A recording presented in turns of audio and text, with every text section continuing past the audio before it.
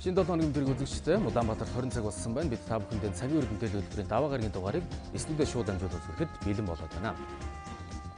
Мэдээнийхэнд та бүхэнд өнөөдөр үзүүлэх мэдээний товчийг танилцуулъя. Монгол улсын ерөнхий сайдыг огцруулах асуудлыг улсын хурлын гишүүн Хаян Хэрва улсын хурлын дарга инх болдод өргөн барилаа.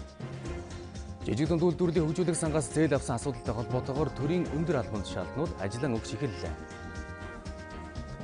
Нүүрсний замын асуудал олонний анхааралд өртөж, энэ асуудлаар ажлын хэсэг ажиллаж, хилээр нэвтрэх хурдыг сайжруулах чиглэлд тохиролцоо хийлээ. Цагийн хүрд байгаль орчны булан гараан нарийн ширхэгт тоосон цэрийн бохирдлыг хөндөж байна. За эдгээр болон бусад мэдээллийг та бүхэнд өнөөдөр цагийн хүрдээр үзүүлэх болно. Тэгэхээр Монгол улсын ерөнхий сайдыг албан тушаалаас нь огцруулах саналыг улсын хурлын нэр бүхий 27 гишүүн улсын хурлд гаргаж, холбогдох тогтоолын төслийг өргөн мэдүүлээд байна. Тухайн саналыг гаргах болсон доо хүчил өчөж байгаагаан тогтоолын төслийг санаачилсан улсын хурлын гишүүдэд урьдж үндэслэлээр тайлбарлалаа. За Монгол улсын ерөнхий сайд хүрэлц бүхийг албан тушаалаас нь огцруулах санал гаргах болсон шалтгаанаа хэд хэдэн талын үндэслэлтэй гэж тогтоолын төслийг санаачлан боловсруулсан улсын хурлын гишүүд тайлбарлаж байна. Тухайлбал жижиг дунд үйлдвэрлэлийн сангийн хөрөнгийг албан тушаалаа ургуулan ашиглаж засгийн газрын гишүүд болон эрх мэдэл бүхий хүмүүст тодорхой сүлжээгээр дамжуулан олгосон, за мөн хууль зөрчсөн бусад үйлдэлийг гаргасан гэж тухайн гишүүд үзэж байна. Жижиг дунд үйлдвэрлэлийн зээлтэй холбогдсон асуудлаар хүрэлц ерөнхий сайдад удаадаараа шаардлага тавьсан. Өөрийн танхимын сайд нар холбогдох төрийн өндөрдөд албан тушаалтнууд мөн намын удирдах албан тушаалтнуудаа хариуцлага тооцох саналыг хөрвүүлээд өнөөдөр тэр хугацаа дуусгаруулж байгаамаа. Тийм учраас өнөөдөр хүртэл энэ хариу өгөөгүй нь өөрөө энэ хүн өнөөдөр энэ албан тушаалтнуудын гаргасан алдаа дутагдлыг хаацаалсан хэвээр байна гэж үзэх үндслэлтэй байгаа учраас энэ бол бидний энэ хүрэлцэхүйг огцруулах үндслийн нэг хэсэг нь болж байгаа.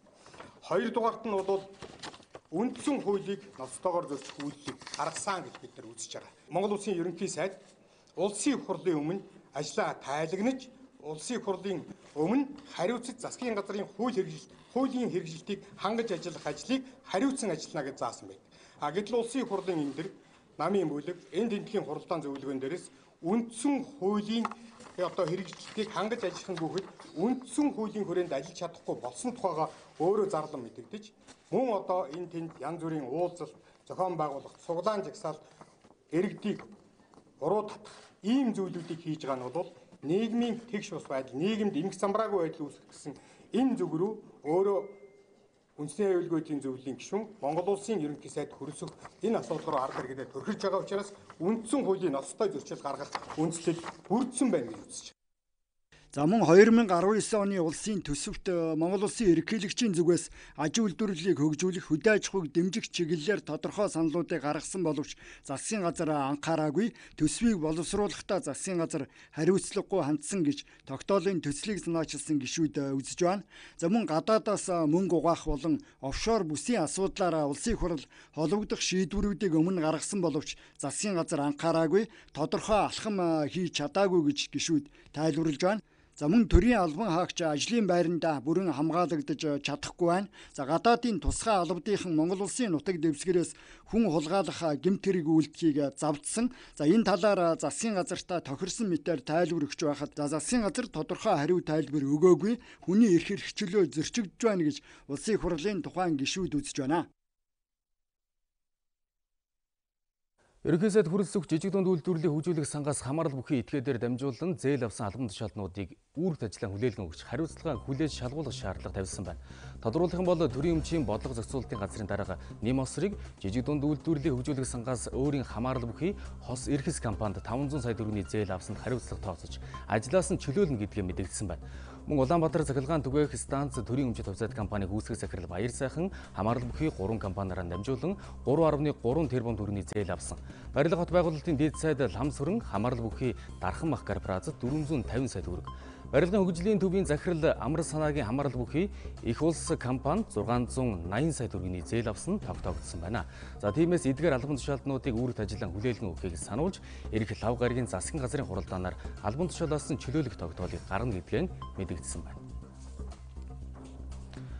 За тэгвэл 5 толгой ухаан удгийн уурхаагаас ганц модны бомб чиглэлийн хооронд нүүрс тээврэлтийн гарц буурсны улмаас зам дээр 135 км хүртэл ачаал үүсч уурхай бүрэн зогссон байна. Үүссэн нөхцөл байдалтай холбогдуулан бид албаны их сурвалжаас тайлбар мөн мэдээлэл авсан юм а. Гашуун сухад ганц модны бомб чиглэлийн нүүрс тээвэрлэлтийн мэдээллээр 2018 оны 10 дугаар сарын 29-ны өдрөөс эхлэн ачаатай тээврийн хэрэгслийн хилээр нэвтрэх тоо дунджаар 1200 байснаас буурч 884 болсон. Харин 11-р сар гарснаас хойш нүүрс тээвэрлэгч машины хилээр нэвтрүүлэх тоог дахин бууруулснаар 16-ны өдрийн байдлаар өдөрт 60 тээврийн хэрэгсэл болжээ. Үүнээс болж бомбд хүртэлх зам дээрх тээврийн хэрэгслийн дараалал 130-аас 135 км-т хүрсэн байна.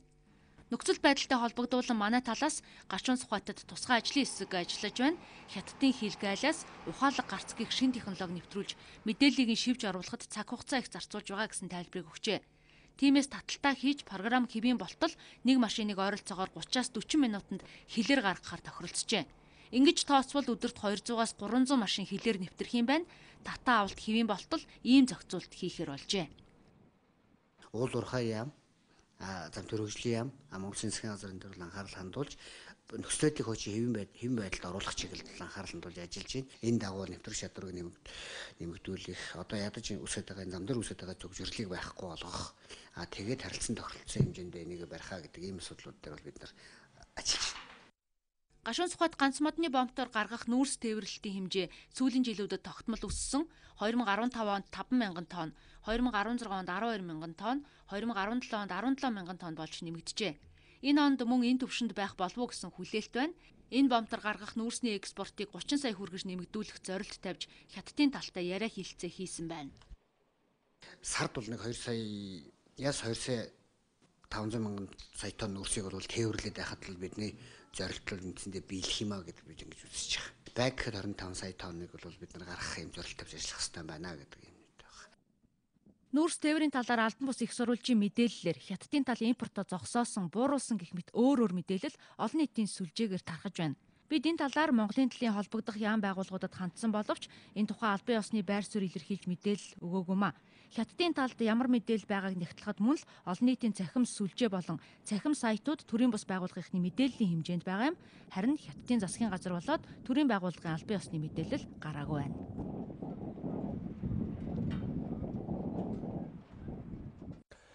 Захиргааны ерөнхий хуульд нэмэлт өөрчлөлт оруулах талаар улсын хурал дахь Монгол Ардын намын бүлгийн өнөөдрийн хуралдаанаар яригдсан байна. За мөн улс төрийн хүрээнд үүссэн нөхцөл байдлын талаар намын бүлгийн удирдлага хэвлэлийнхэнд тайлбар өглөө.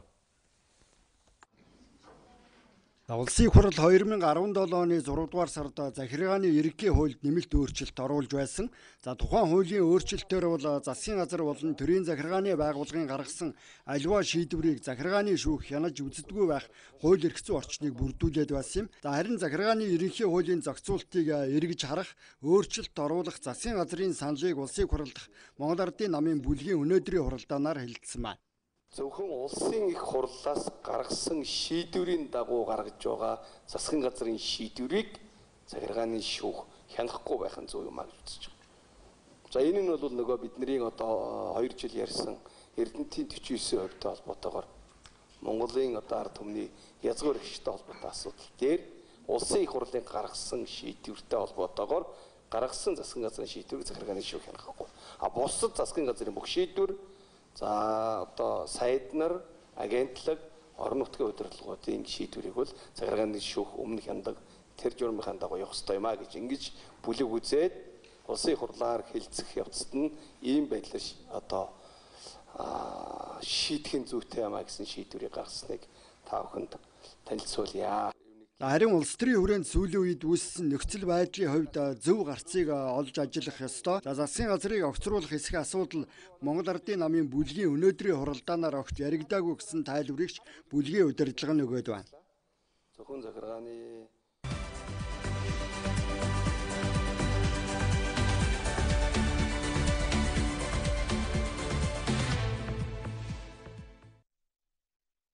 Цагийн Хүрд энэ 7 хоногийн хөндөг сэдвэн үйлжилтийн сэдвээр үргэлжлүүлж байна. За энэ удаад бид хөдөө аж ахуй, тэр тусмаа мал аж ахуйн салбарын үйлжилтийн асуудлыг хөндөж байгаа юм а.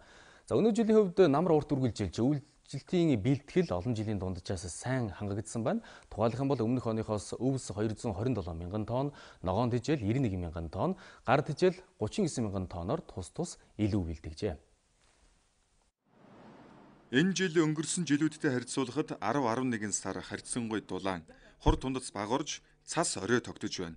Өнөөдрийн байдлаар Монгол орны нийт нутгийн 10 гаруй хувь нь нэмгэн цасан бүрхүүлтэй байна. Энэ өвлийн цаг агаарын мэдээ одоогоор нарийн гараагүй байгаач цаг ур орчны шинжилгээний газраас урьдчилсан байдлаар мэдээллээ. 12-1-р сарын ингээд энэ төлөвөөс харахад бол ер нь Монголын нутгийн говьдлын нутаг бол бас нэлээд цас багтай учраас бол бас энэ газар нутгаар бол мал бол бас үндний усаар бол бас дутагдах нөхцөлтэй байж болцсохгүй байгаа юм. Цас ингээ багаар нэмэгдээд за тэгээд сарын дундаж температураас бага хэмжээгээр одоо хөтөвтөрхөн байвал ялангуяа одоо энэ хаврын одоо өглийнхөө сүүлд хаврынхаа ихэнх сарвуудад бол бас цагаар ялангуяа үйлжилтийн байдал, хаваржилтын байдал бол бас төдийлөн ч бас их сайн биш байх магадaltaй байна.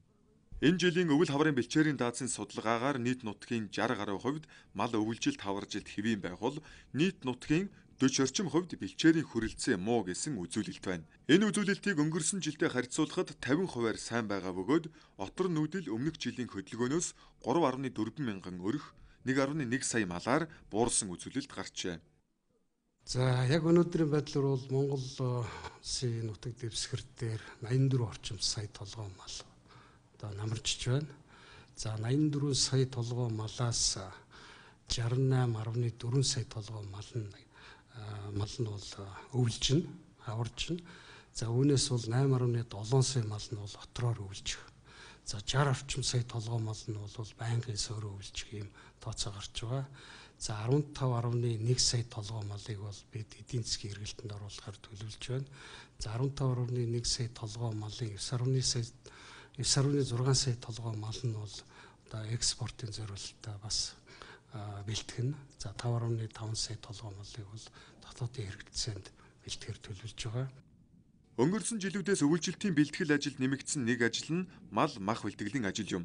Энэ жил салбар яамнаас энэ ажилд зохицуулалт хийж хяналт тавин малчидтай хамтран ажиллах юм байна. Ингэснээр малчид орлоготой болж өвөлжилт хүндрэхгүй бэлчээрийн даацдаж сайнаар нөлөөлнө гэж байлаа.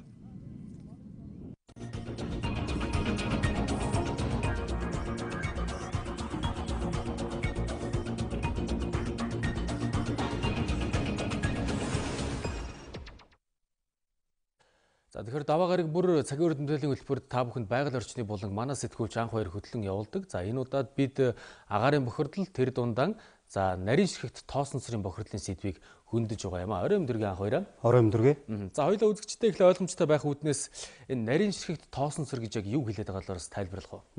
Тэгэхээр яг агаарын бохирдолтыг бол дан утаагаар бол ойлгож болохгүй. Тэгэхээр энэ агаарын бохирдолд нөлөөлж байгаа нэг гол хүчин зүйлс нь бол энэ тоосчлтын асуудал бол агаарын бохирдлыг илүү нэмэгдүүлж байгаа гэдэг энэ мэдээллийг өгж байгаа. Тэгэхээр мэрэгжлийн хүмүүс болон мэрэгжлийн байгууллагын зүгээс бол энэ тоосчлтыг бол тодорхой кодолж юм уу ангиллыг тогтоосон ба. За энэ бусад улс орнд ч гэсэндээ адилхан одоо яг нэрлэгдэж байгаа. За тухайлбал одоо PM10, PM2.5 гэдэг энэ нэршлиг зарим нэгэн үзэгч маань бол сонссон байж магадгүй. Тэгэхээр яг PM10 гэдэг маань бол одоо гудамж талбай цэвэрлж байгаа. Замун салхи шуурга, за хүн автомашины энэ хөдөлгөөний улмаас одоо бүдүүн ширхтээ тоосчлтыг бол PM10 гэж бол нэрлэж байгаа юм. За PM2.5 гэдэг энэ нэршлиг бол агаарт дэгдэж за тодорхой хэмжээний одоо химийн урвалд орснороо за түлш нүүрснээс ялгарч байгаа энэ урвалын хэмжээгээр ялж илүү одоо нарийн тоосчлттай болсноор энэ илүү одоо агаарын бохирдлыг нэмэгдүүл за дээрээс нь нарийн одоо тоосчлт бий болгож байгаа гэдэг энэ мэдээллийг бол өгж байгаа юм. За үзэгчтэй та бүхэнд яг энэ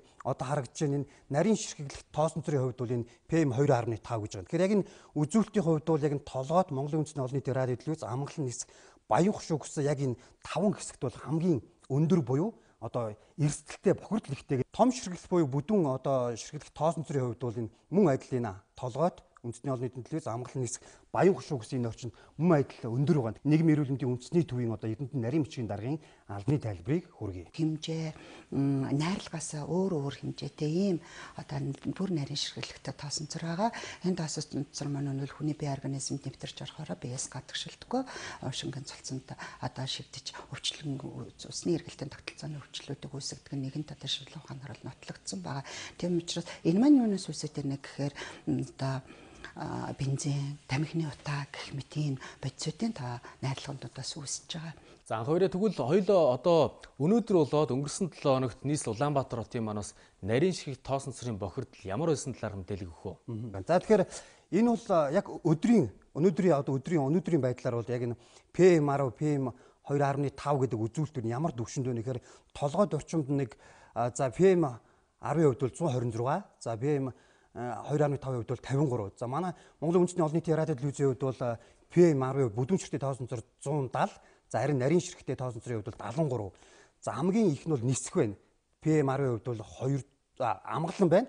PM10-ийн хувьд бол 335. За харин PM2.5 бол 85 гэсэн үзүүлэлтүүдийг бол зааж байгаа. Тэгэхээр яг энэ зааж байгаа үзүүлэлтүүдээс харахад бол яг энэ нарийн ширхэг тоосончлол бүдүүн ширхэг тоосончлолтын энэ бохирдлыг бид ер нь анхааралтай авахгүй бол болохоо байсан. Ер нь бол хүний эрүүл мэндэд тухайн одоо байгаль орчинд илүү сөрөг одоо үр дагавруудыг бий болгож байгаа, ургамал модыг ургах энэ зогсолтыг бий болгож байгаа. Тэгээд албан тайлбарыг хүргэе. Боловсруулаагүй түүхийн үрс төлснөөсөө болоод хүн амын эрүүл мэндэд учруулж байгаа хор нөлөөлөл бол их байдаг. Үрсний төлөлтөөс үүсдэг ийм элементүүд, хийн элементүүд байгаа. За тэгэхээр тэрнийг дагалдаж гарч байгаа тэр тоосон цорын найрлаганд байгаа хар дугалга нь үрсний шаталтаас үүсэж байгаа. Үнэсэнд нь бол хар дугалга хүндэр агуулгаддаг. Тэгвэл одоо энэ нарийн ширхэг тоосон цорын бохирдлыг бууруулахын тулд ямар арга хэмжээ авалгаас үр дүнтэй байх вэ?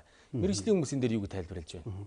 Тэгэхээр яг энэ нарийн ширхэг тоосон цорыг бууруулах арга замыг ч гэдэг юм уу яг тодорхой судалгаа, за мэдээлэл бол яг манай улсад бол хомос байгаа. За үүнийг илүү наривчлалт судалгаа хийж олон улсын эрдэмтдтэй хамтарч ажиллаж ер нь бол ямар аргачлалаар бууруулах боломж үнэ гэдэг энэ нарийн судалгааг бол гаргах хэрэгтэй гэдэг мэдээллийг албаныхан бидэнд тайлбарлаж байна. Тэгэхээр манай улсын дотооддоо хийсэн судалгаан дээр үндэслээд үзэхэд бол ер нь бол бид дотооддоо өөрсдөө хамгийн энгийн аргаар мод тарих ёстой юм байна. Нэгдүгээр гаднах орчинд болон за дотоод орчиндоо бид ургамал модыг тарьснараа тэр тоосчлтыг бууруулах энэ нөхцөл боломжийг бол нэмэгдүүлнэ гэдэг энэ үзүүлэлтийг бол өгж байна. Жил ирэх бүр энэ тоосчлтын бохирдол нэмэгдэж байгаа. Судалгааны байгууллага Эрдэнэтийн тогтоосон мэдээллүүд бол бидэнд байгаамаа. За үзэгч та бүхэндээ бид байгаль орчны болонд энэ удаад за нарийн тоосчлтын бохирдлыг бол үзүүлээд дараа 7 хоногт үргэлжлүүлэн та бүхэндээ хүргэх болно. За баярлалаа хоёраа. За анх хоёр та бүхэнд энэ удаад байгаль орчны болонгаар агаарын бохирдол, за тэр дундаа нарийн ширхэг тоосон цорын бохирдлын сэдвийг хөндөж та бүхэнд хүргэлээ. Мэдээгээ цааш үргэлжлүүлье. За томоогийн үед хүүхдийн дархлааг дэмжих зорилгоор хэрэгэлдэг виферон лан хүүхдийн биед сөрөг нөлөөтэй хэрэглэж болох хэсэг асуудал нийгэмд маргаан дэгдээгээд байгаа. За тиймээс энэ талаар эрүүл мэндийн яамнаас мэдээлэл хийсэн байна. Яамны мэдээснээр виферон лан олон улсад судлагдаагүй, за мөн эмчилгээний үр дүн батлагдаагүйг хэлж байна. Монгол улсад 2010 оноос хойш томоогийн эмчилгээнд виферон лаг нэвтрүүлжээ. Өнгөрсөн хугацаанд 91 мянган хүн энэ лаг томоогийн эсрэг хүүхдийнхээ дархлааг дэмжих зорилгоор хэрэгжилсэн гэсэн судалгаа гарсан байна. Гэтэл Азийн хөгжлийн банкнаас хийсэн судалгаагаар вифероныг томоотос өвчний үеэр хэрэглэх нь үр дүнгүй хэмээн эрүүл мэндийн яамд ирүүлсэн тайландаа дурджээ. 5 дахь удаагийн хүүхдийн эрүүл мэндийн төвөөс гаргасан одоо 5 дахь удаагийн шинжилсэн зөвлөмжөнд бол виферон лаг хэрэглэхийг бол зөвлөөг байгаамаа. Америкийн нэгдсэн улс ДМБ-ийн том лабораториудууд, том байгууллагуудын зөвлөмжийг л нэгдүгээрт бид нэр авч үзэн тий. Тэн дээр бол энийг томооцтой өвчнөө виферон хэрэглэх тухай үгсэг байхгүй байгаа. Томоогийн эмчилгээнд виферон лан үр дүнгүй гэдэг нь батлагджээ. Гэтэл өнөөдрийн хүртэл өрхийн эрүүл мэндийн төвийн эмч нар эмийн жорондоо бичиж түүнийг нь эцэг эхчүүд нь хэрэглэсээр байгаа юм. Үүнээс гадна виферон лаг 2016 онд эрүүл мэндийн даатгалын сангаас хөнгөлөлтөд олгох эмийн жагсаалтанд оруулж өнгөрсөн жилэл гэхэд 12 сая төгрөгийн хөнгөлөлтийг виферон ла авахд үзүүлсэн байгаа юм. Виферон ла болон капсулт 2016 онд 1.9 тэрбум төгрөг зарцуулагдсан байна. Эрүүл мэндийн даатгалын сангаас энэ нийт даатгалын сангийн төсвийн 7.1%-ийг эзэлж байна. Үр нөлөөний нотлохой багтаа эмүүдээ эрүүл мэндийн даатгалын сангаас хасхан зүйтэй гэсэн зөвлөмж өгсөн. Энэ тайланд мөн бас ийм байгаа. Энэ хэсгийг би уншчих. хэрэглээнээс гарсан болон эсвэл зайлшгүй шаардлагатай бус эмийг даатгалаар хөнгөлөх олгох, эмийн жагсаалтаас хасах нь үнэтэй хамааралгүйгээр эмийн зардлыг мэдгэцгүүц бууруулах боломжтой арга юм а. 2015 оны даатгалаас хөнгөлтөө олгосон эмийн жагсаалтаас ийм 5 эмийг хасахад л нийт даатгалын сангийн төсвийн 21.7%-ийг хэмнэх боломжтой байна гэдэг юм судалгаа хийсэн байсан. Худалдаа авах боломжинд нь бас иргэдийнхаа нийцүүлэх үүднээс, хүртээмжийн сайжруулах үүднээс эрүүл мэндийн даатгалын сангаас зохих хувь хэмжээгээр хөнгөлж ирсэн. Тэгэхээр зайлшгүй шаардлагатай эмийн жагсаалтанд байдгүй юм эрүүл мэндийн даатгалын сангаас хөнгөлүүлнэ гэдэг маань юу гэсэн үг вэ гэхээр цаана нь олон амь насыг аврах зайлшгүй шаардлагатай эмийн иргэдэд хүрэх хүртээмж буурж ирнэ гэсэн үг. Эрүүл мэндийн яамнаас вифирон-лааны эмчилгээ чанар аюулгүй байдлыг судлах ажлын эсхийг гаргажээ. Тиймээс ажлын эсхийн шийдвэр гарсны дараа тухайн лаг эмийн бүртгэлээс хасах хэрэглэхгүй байх шийдвэр нь гарна гэдгийг хэллээ. За энэ мэд асуудлаас болоод эмийн чанар аюулгүй байдал хяналт дутагдж байгааг салбарын яамнаас хэлж байна. За энэхүү томоогийн эмчилгээнд вифирон-лан үр дүнгүй гэдэг нь батлагдсан байгаа юм а. Тэгэхээр өнөөдөр дэлхийн нойлын өдөр тохиож байна. За энэ өдрийг дэлхийн нийтээрийн 2001 оноос албан ёсоор болгож анхаарлаа хандуулж ирсэн байна. Дэлхийн эрүүл мэндийн байгууллагаас гаргасан судалгаагаар 2.4 тэрбум хүн стандартын шаардлага хангаагүй ариун цэврийн байгууламж ашиглаж байгаа юм байна. Ариун цэврийн байгууламжиндаа өдөрт $1 хөрөнгө оруулалт хийхэд эрүүл мэндэд зарцуулах зардлыг $8 хэмнэх боломжтой юм. Үндэсний статистикийн хорооноос 2014 онд гаргасан судалгаагаар улсын хэмжээнд нийт хүн амын 58.3% нь стандартын шаардлага хангасан ариун цэврийн байгууламж ашиглаж байна гэсэн судалгааг гаргажээ. Нийслэлд гэр хорооллын айл өрхийн 90% нь энгийн нөхөн жорлон ашиглаж бохироо шууд хөрсөнд шингээж байна. Нойлын бохирдлыг биднээс хамгийн ойр жишээн дээр бол мэдээж бид хөрсний бохирдолтой холбон судалгаарт яг тэр энгийн бэдсэх нөхөн жорлонгийн хувьд бол мэдээж нь бол тэгээд бид мэдээж халдвар төвчөнтэй болгохын холбохын тулд хамгийн нэгдүгürt биднээс суулгалт халдвар төвчнийг л жишээ авах. Ер нь жил дунджаар нэг 6-аас 7 мянган хүн суулгалт халдвар төвчнөр жилд өвчлөж байна. Гэр хорооллын айл өрхөд бийдсэх газартаа ч энэ нь стандартын шаардлага хангахгүй байгаа нь хөрс ус гадаад орчныг бохирдуулсаар байна. Хамгийн аюултай нь хүний ялгцаар хооллсон ялаа шавжээр дамжин хоол хүнс эд хогшил бохирдож улмаар 5 хүртэлх насны хүүхдүүдийн дунд гидсний халдвар төвчний дархалт буурахгүй байгаамаа. Бага насны хүүхдүүд энэ нойлын шаардлага хангаагүй нойл бол нэлээд хүн дээр эрсдэлвэхэд тусаж байгаа. Өөрөөр хэлбэл нойлоос 5 насны хүүхдийн хоол тэжээлийн дутлалын 50 орчим хувь нь бол энэ ариун цэврийн байгууламжтай холбоотой. 2015 онд нөхөн жорлонгийн стандартыг баталсан. Гэтэл стандартын шаардлага хангасан ариун цэврийн байгууламжийг барьж байгуулах асуудлыг өнөөдөр хүртэл бүрэн төгс шийдэж чадаагүй байгааг албаны хүмүүс хэлж байна. Тэгэхээр хөрс ус агаар хүний эрүүл мэндэд сөргөөр нөлөөлж байгаа нөхөн жорлонгийн хэрэглээг байгаль дээлтэй ариун цэврийн байгууламжаар халах зорилготой жорлонгон өөрчлөлийн төслийн тайланг өнөөдөр танилцуулсан байна. Төслийн багийнхан олон жил чимээгүй орхигдож байсан нөхөн жорлонгийн асуудлыг 1 жилийн хугацаанд олон нийт төдийгүй төр засгийн анхааралд хүргэж чаджээ. Төслийн өрөөнд Булган аймгийн Булган сумын 6 дугаар агийн иргэн Наран туягийнх нөхөн жорлонгоо өөрчилжээ. Ингэхдээ яг л орон сууцны ариун цэврийн өрөөдөө дүүцхүйс хэмжээний тогтчлт хийсэн байна. Наран туяа хэлэхдээ энэ өөрчлөлт бол гэр бүлийнхээ төдийгүй сумын иргэдийн эрүүл мэндэд хувь нэмэр оруулсан санаачлаг гэдгийг онцолж байлаа. Тэднийх өнөөдөр цэвэрч Монгол уралдааны шилдэг гэр бүлээр шалгарлаа. Шууд ус татаад тооны онгоцонд усаа хийгээд тэгээд тэрүүгээр усаа татаад шууд септик танк руугаа нойлно. Ерөөсөө орон сууцны гэсэн үг. Соён гэрүүлэхээр гарч ирсэн сургалт мэдээллийг аваад ингээд гэр бүлэрээ энэ жорлонгоо өөрчлөе гэдэг шийдэл түрээд тэгээд энэ үйл ажиллагаа зохион байгуулж ирсэн. Гадны жуулчид дахиад Монголд ирэхгүй байх нэг шалтгаан нь ариун цэврийн байгууламж хэд болно. Хинтээ аймгийн Дадал сумын Чингисийн 3 нуур амралт аршаан сувилын газар яг энэ асуудлаас сэргийлж ариун цэврийн байгууламжаа өөрчилжээ. Ингэснээр цэвэрч Монгол уралдааны шилдэг аж ахуй нэгжээр шалгарлаа. Тэднийг жилдээ 20 мянган жуулчин хүлээн авдаг байна. Модон жорлон жишээ нь өвөл ч юм уу, өвлийн үйлрэл ч юм уу очиад бизнес бодлох бас хүндрэлтэй байдаг гэсэн. Одоо бол бид нар бүгд юугаа тавиад бүх яг л дулаан жорлон бүх суултууруудаар ерөөсө бүгд халаалтаа бүх юуг нь шийдснээр бол бас нэлээд давуу талтай болсон болов уу гэж бодож байна. Жорлонгоо өөрчлөлийн төслийн хүрээнд аймаг бүрт төслийн зөвлөх ажиллаж байгаа юм. Тэд иргэдэд мэдээлэл өгөө зогсохгүй санхүүгийн таатай нөхцөлийг бүрдүүлэхэд дэмжлэг үзүүлэхээр ажиллаж байна. 8% хугацаатай одоо сардаа нэг дунджаар 30 мянган төгрөг төлөөд одоо ийм жорлонтой болох боломж байгаа. Дээрээс нь нэг аж ахуйн нэгжүүд маань одоо шинэ бизнест хөл тавьсан. Жорлон үйлдвэрлэх, эко жорлон үйлдвэрлэх шинэ бизнест хөл тавьсан. Тэгээ одоо бидний дараагийн ажил бол мэдээж энийгээ бас төрийн байгууллагуудтай холбож бодлогоор энийг бас өргөн цар хүрээтэй хэрэгжүүлэх тийм зорилт тавиал ажиллаж байгаа даа. Төслийн багийнхан гадны байгууллагаас 222 мянган Америк долларын санхүүжилт авч чадсан. Тэд энэ хүрээнд жорлон ба бизнес сэдвээр сургалт зохион байгуулсан. Үүнээс гадна шинэ технологийн ариун цэврийн байгууламж нийлүүлэгч аж ахуйн нэгжүүдтэй хамтарч сурталчилгаа хийж 60 гаруй жорлон шинээр байгуулж туршиж байгаа юм. Төслийн санаачлагч оюун гэрэл хэлэхдээ жорлонгоо өөрчлөлийн номоо гаргахад жилийн дотор 6 мянгаыг борлуулсан. Энэ нь түүнийг төслөө хэрэгжүүлж 20 мянган км зам туулах эхлэл болсон гэж байлаа. Төслийн яг гол багийн гишүүд маань хамтдаа 3120 хүнд сургалт оруулсан бол за төслийн маань сурагч багш нар цаашаа энэ тоог 2-3 дахин үржүүлсэн ийм одоо үзүүлэлттэйгээр төслийн одоо жилийн тайлан гарчээ. Бид бол ер нь эхний жилиг сургалтанд зориулсан. За мөн энэ жорлонгоо өөрчлөлт гэдэг мэдлэг мэдээлэлтэй иргэдтэй одоо санхүүгийн схемийг босгож өгөхийг зорьсон. За энэ схем бол гарааны шатандаа явж байгаа. Тэгэхээр эх жил бол бид нар жорлонгоо өөрчлөхөд шаардлагатай санхүү эдийн засгийн тогтолцоог нь илүү сайн бүрдүүлж өгөхин төлөө ажиллана.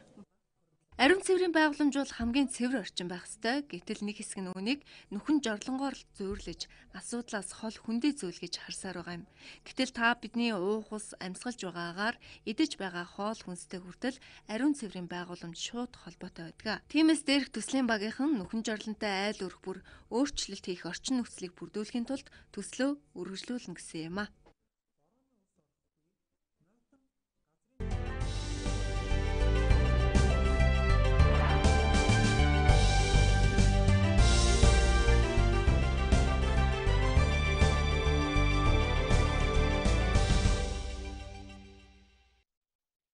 Хөтөлбөрийн дараагийн хэсэгт анхаарлаа хандуулна.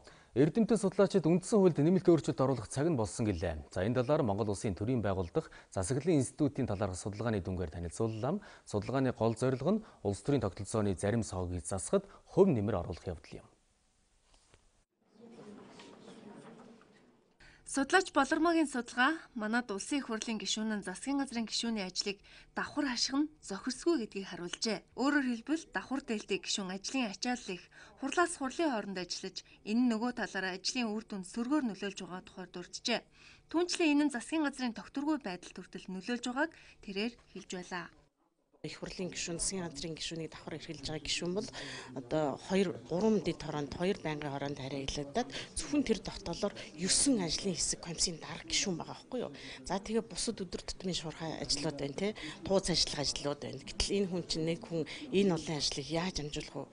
Тэгэхээр тодорхой хэмжээгээр нөгөө бусад ажил нь орхигдоод залгардаад байна л гэсэн үг. Харин судлаач Галбаатар Монгол Улсын шүүхийн бие даасан байдлын талаар судалжээ.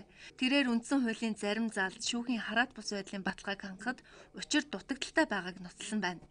Мөн судлаач Амар Жаргалын хувьд үндсэн хуулийн 20 дугаар зүйл заасан улсын хурал төрийн эрхийг барих дээд байгууллага мөн гэсэн заалт болон 25 дугаар зүйлийн нэгдэх хэсэг нь төрийн эрх мэдлийн салбарууд харилцан тэнцвэртэй байх зарчимтай зөрчилдөж байгаа гэж үзжээ. Тэгэхээр засгийн газрын тогтвортой байдлын талаар судалгаа хийсэн судлаач Отхон Баяр маань үндсэн хуулинд засгийн газрыг одоо огцруулах талаар орсон заалт бол хэтэрхий одоо хялбар болсон байгаа учраас тэрийг бол арай чангадах замаар засгийн газрын тогтвортой байдлыг хангах зүйтэй юм а гэсэн гол дүгнэлт хийсэн. Энэ удаа ихэвчлэн залуу судлаачдыг сонгон шалгаруулсан нь тэдний чадварыг ахиулаад зогсохгүй улс төр эргэцэн судалгаа шинжилгээний ажлыг эрчимжүүлэх ач холбогдолтой юм а. Төслийн удирдлагын зүгээс ямар нэг захиалга чиглэл өгсөн зүйл огт байхгүй гэдгийг зохион байгуулагчид хэлж байлаа. Улс төр судлаач эргэцэн удирдлагын ухааны мэргэжлийн судлаач шинжээчдийн зөвлөлийг байгуулж ажилласны гол учир нь эрдэмтэн судлаачдыг оюун ухаанаар хамтын яриа хэлцээ өрнүүлэх явдал юм а. Ингэснээр Монгол улсад байж болох үеч тогтолцоог олоход хувь нэмэр оруулна гэж үзэж байна. Энэ удаагийн судалгааны дүнгийн эмтгэлээс ч харж болох юм а. Дээрх судалгаа нь Монгол Улсын үндсэн хуулинд нэмэлт өөрчлөлт оруулах тухай хилцүүлэг явагдаж байгаа үедээ давхцаж байгаагаар онцлог юм а. Ингэхдээ хууль тогтоогчид, улс төрчид, судлаачдын байр суурийг бэхжүүлэхэд ач холбогдолтой юм. Монгол өнгөнөөс санаачлан үндэсний төлбөрийн системийн зөвлөлийн анх дугаар хуралдааныг зохион байгууллаа. Хуралдаанаар зөвлөлийн дүрм төлбөрийн систем болоод Монгол банкнаас баримталж байгаа бодлого зохицуулалт мөн шинжилгээний талаар танилцуулж хэлэлцүүллээ. Өнгөрсөн хугацаанд төлбөрийн системд зөвхөн банкуд оролцож байсан. Тэгвэл үндэсний төлбөрийн системийн тухай хууль батлагдсанаар Монгол банкнаас зөвшөөрөл авсан финтек компани болон банк санхүүгийн байгууллага оролцох эрх зүйн орчин бүрдүүлж холбогдох дүрм журмыг шинжилэн хэрэгжүүлж байгаа юм. 6 төрлийн гүйлгээ нэмэгдэж байгаа. Энд бол одоо хамгийн том одоо гэх юм бол одоо балкийн гүйлгээ буюу бөөнөр нь явуулах гүйлгээ нэмэгдэж байгаа. Ингэснээр одоо албан байгууллага үүтэй цалингаа тавихтаа бөөн дүнгээр нэг оруулцдаг те. Тэгээд програм дээр тэр одоо юу гэдэг дараагийн мессеж нөгөө дараагийн тэр хүмүүсийн даас нь тусах. Бас нэг шинэ үйлчилгээ нь болохоор зэрэг энэ бол дебет кредит гэсэн үйлчилгээ байгаа. Таны данснаас одоо та зөвшөөрөөд те таны данснаас сар болгон тодорхой хэмжээний төлбөрийг автоматар одоо харилцагч банк юм уу байгууллага руу татагдж төлбөр төлөгддөг байдлаар их боломжууд нэгдэнэ. Үүний үр дүнд банк хоорондын төлбөр тооцооны системд ашиглаж байгаа одоогийн системүүдийг шинчлэх, санхүүгийн хэрэглэгчдэд үзүүлж байгаа үйлчилгээний болон гүйлгээний төрлийг нэмнэ. Мөн төлбөрийн системийн түргэн шуурхай, тасралтгүй найдвартай ажиллагааг сайжруулах, дэвшилтэт технологийн дэд үтсийг бий болгох юм байна.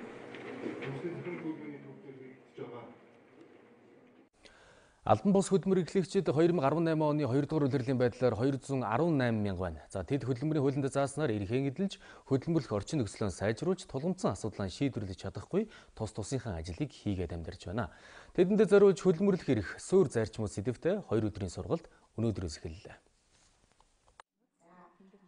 Албан бус хөдөлмөрийн эрхлэгчдийн 75% нь хот суурин газарт, 25% нь хөдөө орон нутагт амьдарч байна. Тэдний 43% нь бөөний болон жижиглэн худалдаа, машин мотоциклийн засвар үйлчилгээ, 22% нь тээвэр агуулгын үйл ажиллагааны салбарт, 16% нь борлуулах үйлдвэрийн салбарт ажиллаж байна. Сургалтаар албан бус хөдөлмөр эрхлэгчдэд олон улсын хөдөлмөрийн байгууллагаас явуулж буй улс орнуудын сайн жишээг танилцууллаа. Албан бус хөдөлмөр эрхлэлтийг албажуулах ажил бол их энгийн. Нэгдүгээрт албан бус салбарт ажиллаж байгаа хүмүүсийн хэрэгцээ шаардлагыг нь тодорхойлох хэрэгтэй. Дараа нь өөрсдийн нэгдэл болох үйлдвэрчний эвлэлдээ хэлэлцээд бодлого боловсруулагч, хууль хэрэгжүүлэгч байгууллагуудад танилцуулж бодлогоороо албан бус салбарт хурц ажиллах шаардлага байдаг. Албан бус салбарыг хааж багасгах хэрэггүй. Оронд нь тогтсон хуулиа батлаад албажуулж өөрчлөх байдлаар энэ асуудлыг шийддэг. Энэ салбар аль ч улсад байж л байдаг зүйл.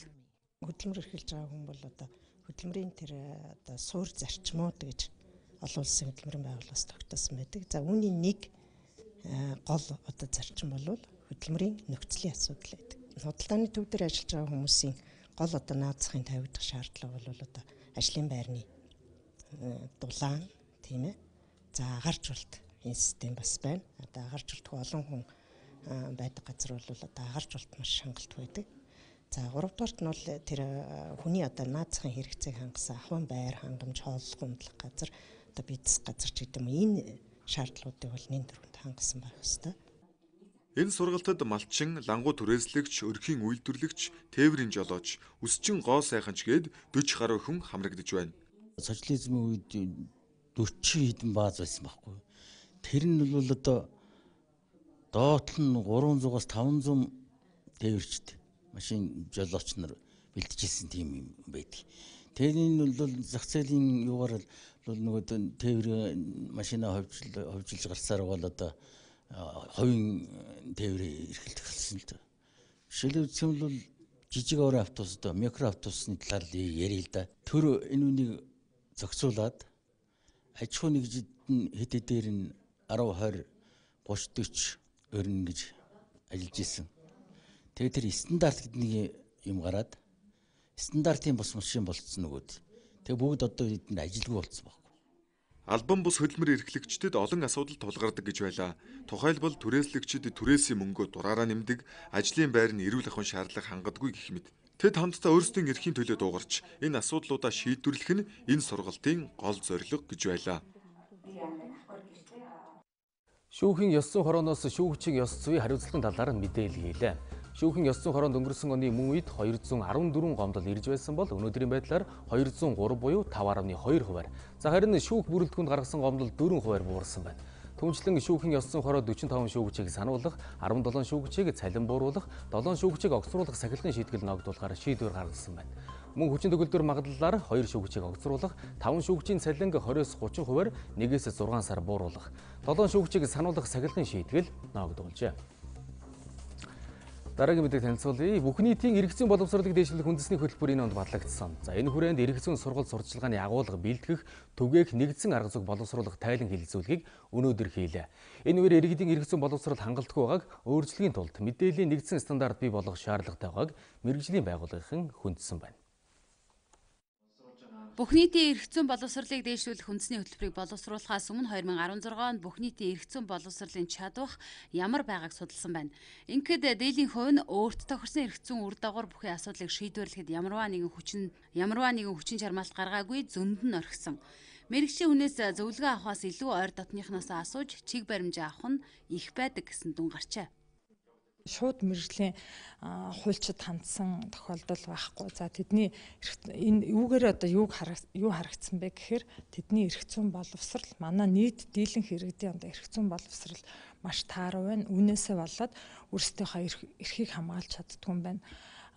Эрхээ эдэлж чаддгүй юм байна. Одоо үүргээ бас үүрэг хариуцлага мэддгүй юм байна. Эрх зүйн боловсрал гэдэг бол иргэн бүрт хамаатай учраас энийг бол нэгдсэн бодлого системтэйгээр одоо тогтолцоо бий болгохын тулд одоо салбар дундын харилцсан одоо ажлын уялдаа холбоо маш одоо их сайжруулах шаардлагатай байна. Өнөө үе болохоор зэрэг нэг талаасаа хууль байнга өөрчлөгддөг. Ялангуяа өдөр тутам хэрэглэгддэг ийм хууль дээр бол ерөөсө хуульчид өөрснөө одоо хаана ямар өөрчлөлт орчих уу, юу болчих уу гэдгээ хүртэл одоо мэдхээ болцсон ийм үед бид одоо өнөөдөр амьдарч байна шүү дээ. Тэгэхээр одоо бол эрх зүйн сурталчилгаа сургалтын нийтэд зориулсан үйл ажиллагааны агуулгад нэлээд томоохон өөрчлөлт оруулах хэрэгтэй. Томчууд ийхүү эрх зүйн мэдлэг ойлголтгүй байх нь хүүхдүүдэд ч нөлөөлж байгаа нь мөн төслийн хүрээнд хийгдсэн судалгааны үр дүнд харагдсан байна. Хүүхдүүдэд зөв буруу дадлын тухай болон аюулгүй байдлаа хэрхэн хангах ёстой талаар ойлголт өгөх шаардлага байсаар байна. 5-9 насны хүүхдүүдээс судалгаа авч үзэхэд бол хүүхдийг чамайг ямар нэгэн байдлаар айлгаж дарамжижсэн тохиолдол болсон уу гэхэд байгаа гэж хариулаад хэнийг итгэдэд хандаж энэ талаар арга хэмжээ авсан уу гэдэг дээр бол үгүй гэдэг хариултыг бол 90% нь хариулж байгаагаас үзэхэд хүүхэд хүчирхийлэлд өртөж байна. Энэ талын одоо хамгаалтын арга хэмжээ цаашаа холбогдох байгууллагын мэргэжилтнүүдэд хүрэхгүй байна гэдэг бол харагдаж байгаа. Олон нийтэд эрх зүйн боловсрол олгох тэр дундаа зорилттой бүлгийнхэн чиглэсэн мэдээллийг түлхүү хүргэхэд өнөөдрийн хилцүүлэг чиглэгдсэн. Хилцүүлэгт орон нутгийн эрх зүйн боловсрол хариуцсан төрийн болон төрийн бас байгууллагын ажилтан, албан хаагчид, зорилттой бүлгийнхэнтэй хамтран ажилладаг эрх зүйн боловсролыг түгээх үүрэгтэй хүмүүс оролцлоо. Цагийн Хүрд мэдээллийн хэлбэртэй хамтдаа үзэгч та бүхэнд баярлалаа. Мэдээгээ цааш үргэлжлүүлье. Тэгэхээр хойд туйл арктикт нохоотой чаргаар 300 км газрыг 6 хоног туулах Фалравен Полар 2019 уралдааны онлайн санал хураалт эхлээд байна. За зориг хатуужил, тэсвэр төвчээр шалгасан энэ уралдаанд өмнө нь 4 монгол эмэгтэй амжилттай орж байсан бол. За энэ удаад 3 монгол залуу оролцохоор нэрийн дэвшүүлээд байгаа юм байна. За тэдний нэг болох Инх сайхны Инх саруул Шведийн бүсээс нэрийн дэвшүүлсэн байгаа юм а. Энэ тухай Стокгольм хотоос Хишиг Алдар мэдээ ирүүлсэн байна. Европ монголчуудаа төлөөлж энэ жилийн уралдаанд Хойд Америк бүсээс Төвшин Баяр, Шведийн бүсээс Инх саруул, мөн Монгол улсаас харин Инде World гэсэн хэсгээс нэр дэвшиж байгаа Лавга гэсэн 3 монгол залуу хойд туйл Монгол төрийнхөө далбааг мандуулах зорилготойгоор нэрээ дэвшүүлээд байна. Голны тэмцээнд оролцож Монгол улсаа ингээд таниулах нь хамгийн чухал. Нэгд хоёр гэх юм бол энэ уралдааны нөхцөл байдал нь болохоор өдөртөө хасаг 30 градусын хөдөнтэй. Тэгээд 6 хоногийн турш гадаа ингээд унтаж явна. Тэгээд маш их тэсвэр төвчээр ингээд гаргасан тийм уралдаан байх болно. Мөн Америкаас манай клубын ах одоо бас санал асуулгаар ингээд оролцоод ирээд өрөөлгөн бол бид тэр хамтдаа Монголын хос талбайг хойд туйлд ингээд мандуулахаар ингээд явж байна. Тэгээд хамгийн гол энэ уралдаанаас оролцох болсон шалтгаан маань болохоор дэлхийн дулааллын эсрэг дэлхийн дулааллад илүү хүмүүсийг анхаарал хандуулаач гэсэн тийм уриалгаар оролцож байгаа. 6 өдөр шөнө 6 нохооны хамт аялах энэ уралдаанд Нордикийн орнуудаас гадна Төв Европ, Аз, Хойд Америк гэсэн бүсээс төлөөллөд оролцож байна. 25 хоногийн санал хураалтын дараа тэднээс хэн нь энэ аялалд оролцох нь тодорхой болох юм а. Инх сайхны хувьд одоогоор Nordic East бүстэй 1600 орчим саналаар 2-т яваа бол Хойд Америкаас Төвшин Баяр 2030 саналтай 1-р, харин Лавга The World хэсгээс 960 саналаар 6-ад явж байна. Уралдааны хаягаар орж Монгол залуусаа дэмжих боломж нээлттэй байна.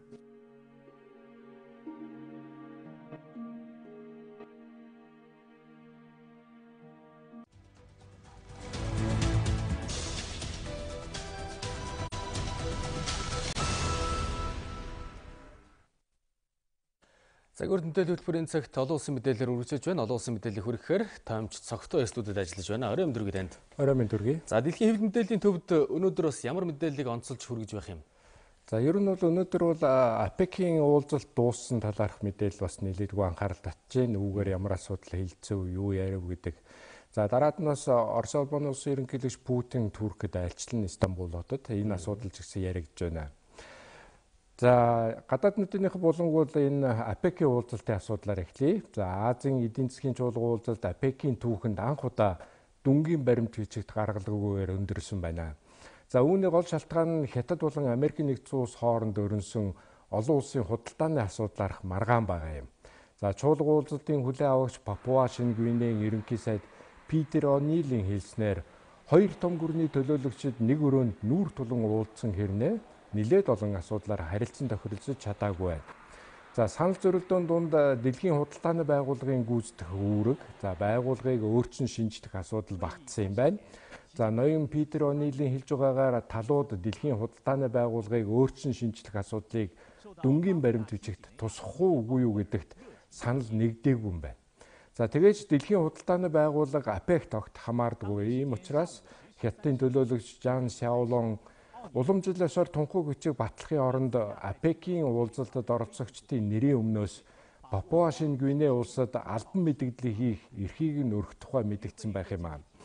За Америк нэгдсэн улс Хятад хоёр аялал эртнээсээ худалдааны дайнд татагдан орсон. За тэгээд сая Бээжин, Вашингтоны маргаан АПЕК-ийн уулзалтаар маш тод харагдж байлаа.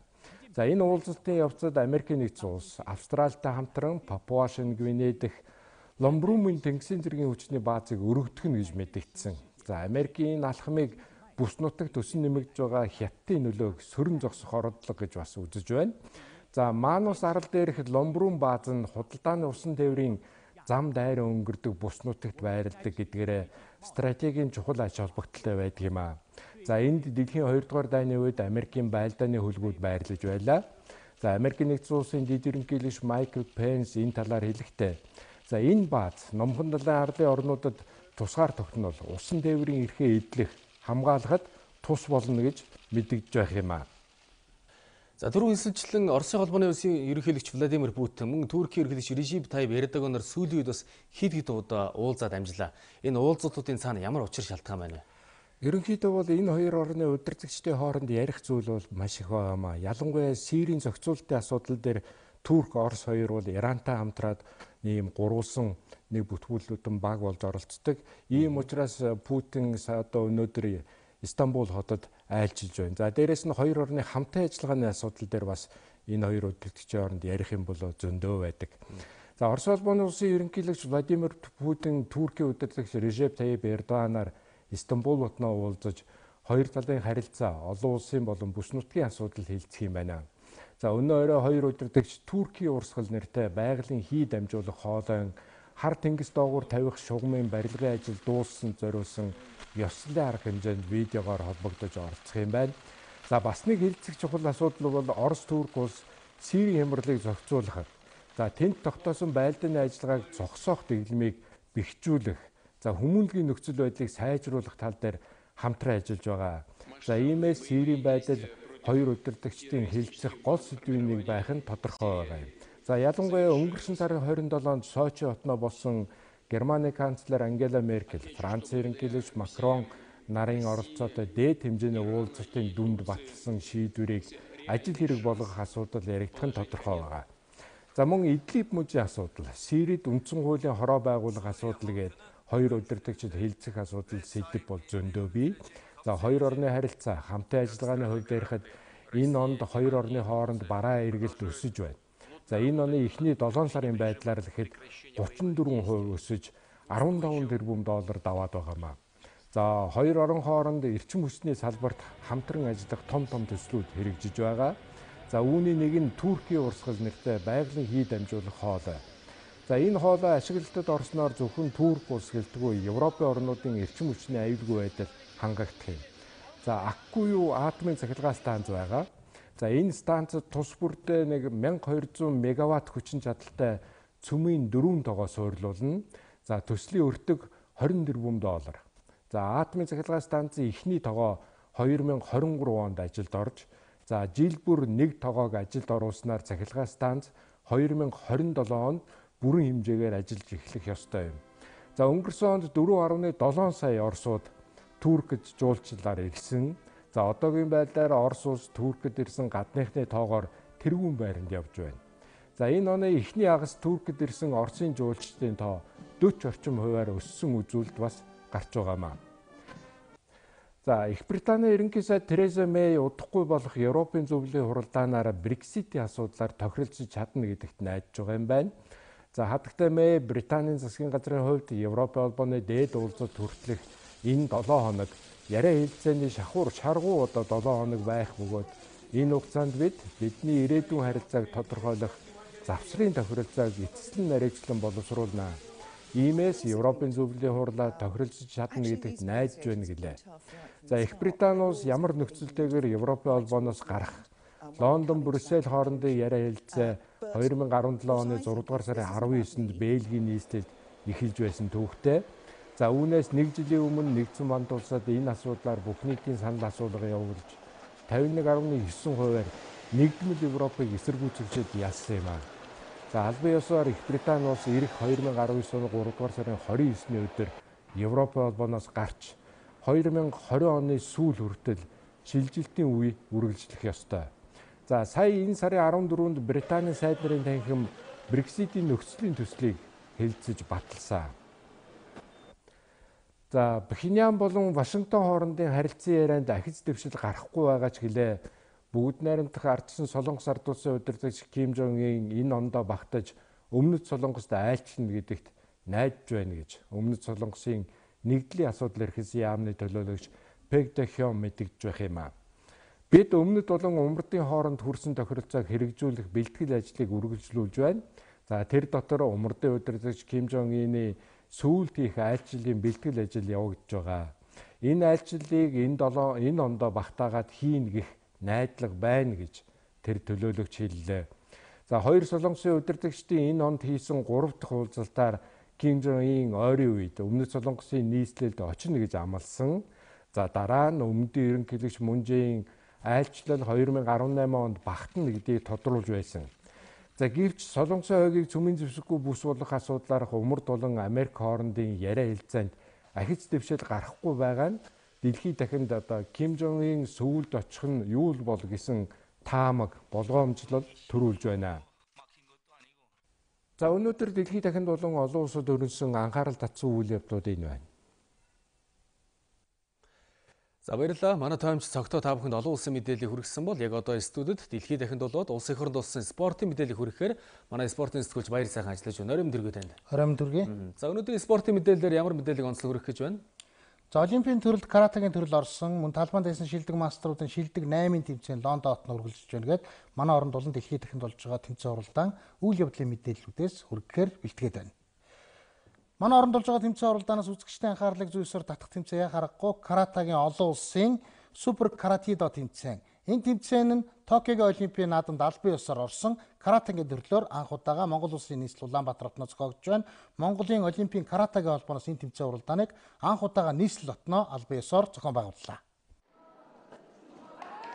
Дэлхийн Кошики каратидо холбоог үүсгэн байгуулагч Японы алдар тамирчин Тулааны урлагийн 10 дантай багш Масаюки Хисатакагийн нэрэмжит супер каратидо тэмцээнийг Монголын Олимпийн каратегийн холбоо Монголын үндэсний их сургуультай хамтран зохион байгууллаа. Каратидо гэдэг нь Японы Тулааны урлагийн нэг төрөл бөгөөд тамирчид бүрэн хамгаалалтад тулалдаж фул контакт буюу бүтэн контакт авдаг Тулааны нэгэн урлаг юм аа.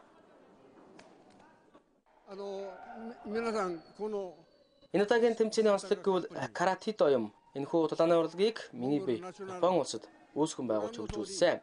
Тэмцээнд амжилттай оролцсон тамирчдыг би Монголын Олимпийн каратегийн холбоотой хамтран Олимп дэлхийн тэмцээнд бэлдэх болно. Карате Олимпиад орсонтой холбогдуулж нийт одоо тулааны спортоор хичээлдэг залуучуудыг энэ Олимп руу анхааруулж тийм ээ энэ төвчний тэмцээнүүдийг одоо анх их л зохион байгуулж байгаагаар онцлог байгаамаа. За энэ тэмцээнд байна одоо нэртэй олон улсын дэлхийн нэртэй тамирчид ирж шүүж зохион байгуулж байгаагаар өнөөдөр энэ тэмцээний нэр хүндийг өргөж байна. Монгол улсад анх удаа зохион байгуулагдсан супер каратидо олон улсын тэмцээнд Монгол, Америк нэгдсэн улс, Япон, Канада, Оросын холбооны улс, Швейцар зэрэг 6 орны 120 гаруй тамирчид 12 жингийн ангиллаар 3-4 өрсөлдөж аврагуудаа тодруулсан байна. 2018 он гарсаар талбайн теннисийн шилдэг мастеруудын цуврал тэмцээн уралдаанд амжилтаараа чансаагаар тэргүүлж байгаа 8 теннисчийн тэмцээн Лондон хотод үргэлжлээ өгж байна. Тэмцээний шувтаргын тоглолтод алдар теннисчин Новак Джокович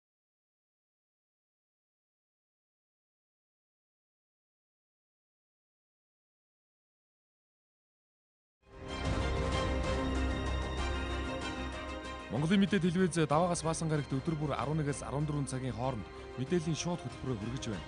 Монголын мэдээг DD-шийн 7, Sky Media-гийн 11, Univision-ийн 13, Сансарын 3, MNBC кабелийн 41 дэх сувгаас хүлээн авч үзээрэй.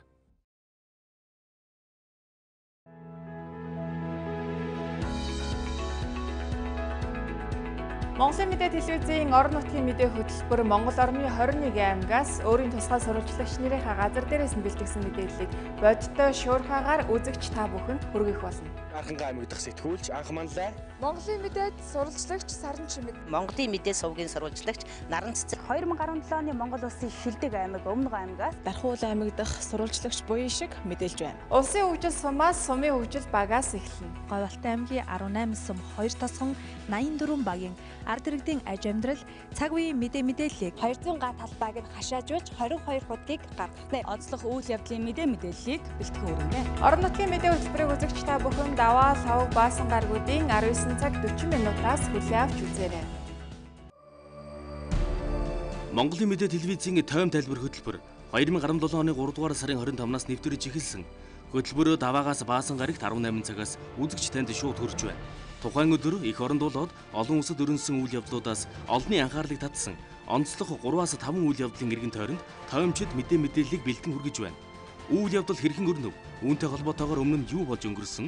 Ирээдүйд хэрхэн өрнөх хандлагатай байна вэ гэдгийг тоймчид олон талаас нь анализ хийж үзэгчдэд дүгнэлт хийх боломжийг олгосон бүтэн 1 цагийн хөтөлбөрийг өдөр бүр алгасахгүй хүргэсээр байна. Монголын үндэсний олон нийтийн телевиз 50 жилийн түүхтэй Монгол улсын болон олон улсын хагас 100 жилийн түүхийн дуу дүрсний үнэт тарихыг бидэнд байна.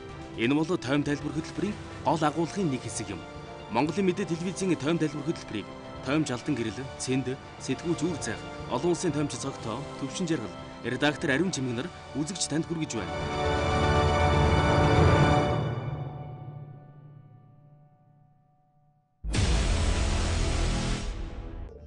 Нийгэмд өрнөж байгаа хамгийн их анхаарал татсан ард иргэдийн эрх ашигтай холбоотой сэдвийг халуун сэдэв нэвтрүүлгээр онцолдог. Олон талын их сурвалж үйл явдлын газар дээр нь очиж иргэдийг бид сонсон. Иргэн таны эрх зөрчигдөж байвал бид нь танд авилга, ашиг сонирхол, чимээгүй өргсөн хууль бус шийдвэр, хүүхдийн эрх гээд олон сэдвийн хүрээнд ард иргэдийн өмнөөс бид асуух болно. Халуун сэдвийн сурвалжлагыг 7 хоног бүр их сурвалжуудтайгаа уулзсан нэвтрүүлгээ бэлтгэж байна. Бидний хамгийн гол их сурвалж нь иргэн та. Баасан гарагийн халуун сэдв нэвтрүүлэг танд хүрэх боллоо. Олон улсад томоохон бүтээн байгуулалт шилдэг бүтээгдэхүүн хөгжүүлэлтийн санхүүжилтийг хөрөнгөний зах зээлээс босгодог жишг байдаг. Монголын хөрөнгөний зах зээлч бас сүүлийн жилүүдэд эрчимтэй хөгжиж байгаа. Хөрөнгөний зах зээлийн талаар илүү дэлгэрэнгүй мэдээллийг шин тутам эдийн засгийн даамар та бүхэнд хүргэх болно. Хотын банкны салбарт одоогийн байдлаар 10 гаруй арилжааны банк үйл ажиллагаа явуулж байна. Энэ салбар санхүүгийн зах зээлийн нийт активын 95%-ийг дангаар эзэлж байгаа юм а. Банкны салбартай холбоотой сүүлийн үеийн мэдээллийг эдийн засгийн тоймоор Монгол улсын эдийн засгийг 2018 онд 5%-аар 2019 онд 6.3%-аар өснө гэсэн тооцооллыг олон улсын валютын сангаас гаргаад байна. Бид эдийн засгийнхаа өсөлтийг тогтвортой байлгахын тулд юун дээр анхаарч хэрхэн ажиллаж байна вэ? Эдийн засгийн тойм олон улсын шинжээчид эдийн засагчдын байр суурьтайгаар хүргэх болно.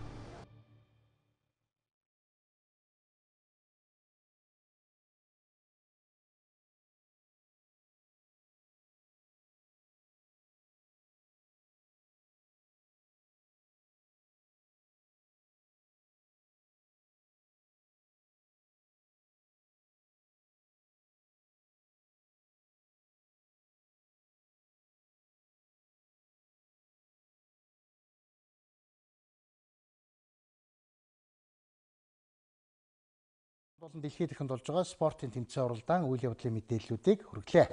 За баярлалаа танд. Ингээд мэдээллийн хөтөлбөрийн төгсгөлд та бүхэн цаг агаар мэдээнд анхаарлаа хандуулна. Үлгил шөндөөн 18 өдөртөн 8 хэмгүүтэн. Улаангам шөндөөн 20 өдөртөн 10 хэмгүүтэн байна. Ховдод шөндөөн 18 өдөртөн 7 хэмгүүтэн. Алдайд шөндөөн 22 өдөртөн 12 хэмгүүтэн. Улаастайд шөндөөн 26 өдөртөн 15 хэмгүүтэн. Тосон цэнгэл шөндөөн 30 өдөртөн 19 хэмгүүтэн. Баянгорд шөндөөн 19 өдөртөн 9 хэмгүүтэн. Мөрөнд шөндөөн 20 өдөртөн 9 хэмгүүтэн. Хатгалд шөндөөн 30 өдөртөн 12 хэмгүүтэн байна. Цэцэрлэгт шөндөөн 19 өдөртөн 8 хэмгүүтэн. Хар хоринд шөндөөн 19 өдөртөн 8 хэмгүүтэн. Арбахаар шөндөөн 17 өдөртөн 8 хэмгүүтэн. Булганд шөндөөн 24 өдөртөн 9 хэмгүүтэн. Дархан хотод шөндөөн 21 өдөртөн 8 хэмгүүтэн байна. Эрдэнэт хотод шөндөөн 19 өдөртөн 8 хэмгүүтэн. Чойрд шөндөөн 21 өдөртөн 7 хэмгүүтэн. Сүхбаатарт шөндөөн 22 өдөртөн 10 хэмгүүтэн. Зүүн хараад шөндөөн 23 өдөртөн 7 хэмгүүтэн. Зүүн модод шөндөөн 22 өдөртөн 13 хэмгүүтэн байна. Багнуурт шөндөөн 28 өдөртөн 12 хэмгүүтэн.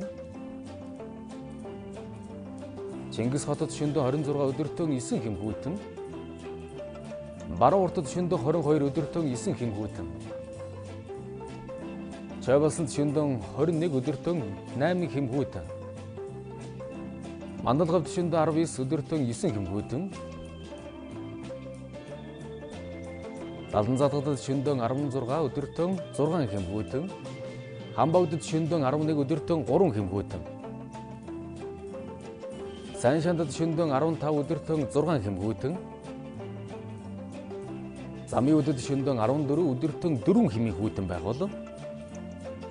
Нийслэл Улаанбаатар хотод шөндөөн 21 өдөртөн багавтрүүлтэй 10 хэмийн хүүтэн байна.